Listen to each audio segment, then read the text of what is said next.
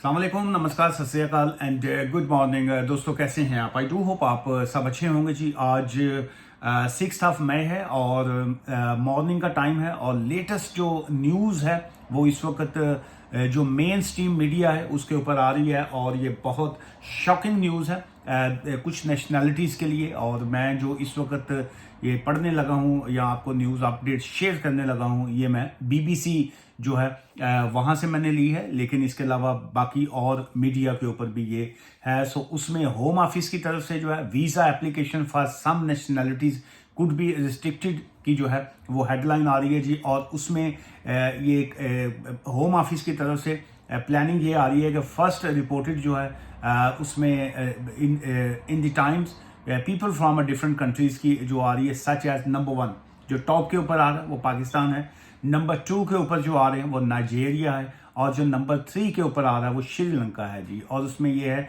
कि may find it more difficult to come to the UK to work and study जो है। So जो two type of जो visas हैं वो वर्क वीज़ा जो है जिसको स्किल्ड वर्कर वीज़ा आजकल कहा जाता है, और जो स्टूडेंट वीज़ा है उसको जो है मज़ीद रिस्ट्रिक्ट किया जा रहा है ये 3 नेशनैलिटीज़ के लिए। और उसकी जो रीज़न दी जा रही हैं वो ये बताई जा रही है होम ऑफिस की तरफ से कि जी के जो लोग यूके में इस 3 कंट्रीज से 3 नेशनैलिटीज़ के लोग जो यूके आ रहे हैं लीगली ऑन अ वर्क और स्टडी वीज़ा जो है लेकिन वो आने के बाद जो है they are claiming their asylum जो है, जो उसमें असाइलम की सबसे ज़्यादा जो रेशो आ रही है उसमें जो है वो ये 3 नेशनैलिटी के लोगों की ही आ रही है, Pakistan, Nigeria and 3rd number के ऊपर जो है वो श्रीलंका है। सो इसमें अब क्या जो ऑलरेडी जो पेंडिंग असाइलम है उस पर इसका कितना अफेक्ट होगा, कितना इम्पैक्ट होगा, वो एक सेपरेट सिचुएशन है।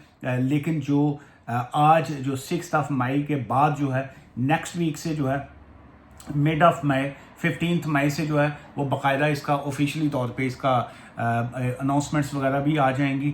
लेकिन इसका मतलब ये नहीं है कि जी कि वो वर्क वीज़ाज़ को इशू नहीं करेंगे, नंबर 1। सेकंड, इसमें ये भी नहीं है कि जी कि कोई स्टूडेंट जो है नए स्टूडेंट के ऊपर कोई पाबंदी लगाई जा रही है, बिल्कुल ना पाबंदी है, ना ही जो है वो वर्क वीज़ा पे पाबंदी है।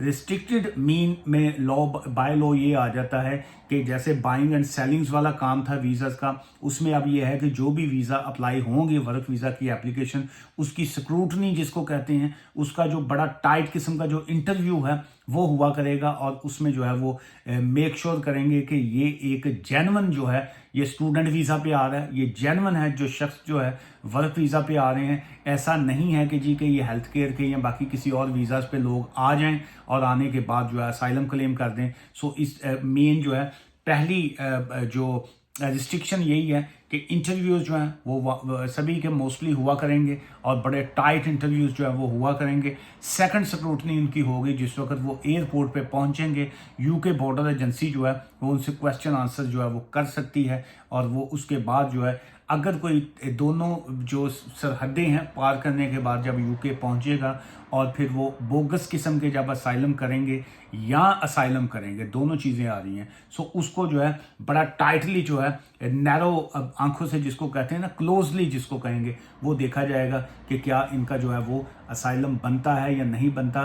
लेकिन जो मेजर फिगर ये आ रहा है कि उसमें जो अभी होम ऑफिस ने जो अपने फिगर जो हैं लेटेस्ट होम ऑफिस फिगर जो है उन्होंने जो किए हैं इसमें वो है कि 1,08,000 पीपल जो है 108,000 पीपल जो है claimed asylum in the UK last year जो था the highest level since records began 1979 के बाद अगर सबसे हाईएस्ट फिगर जो आया है असाइलम का वो अभी आया है लास्ट ईयर। और उसमें जो है जो नंबर 1 जो टॉप के ऊपर जिन्होंने सबसे ज़्यादा असाइलम जो है वो क्लेम किए हैं वो अल्हम्दुलिल्लाह कहेंगे जिसको, वो पाकिस्तानी हैं जी। पाकिस्तान जो है एक कोशिश उनकी यही होती है कि हर चीज़ में जो है हम नंबर 1 ही रहें।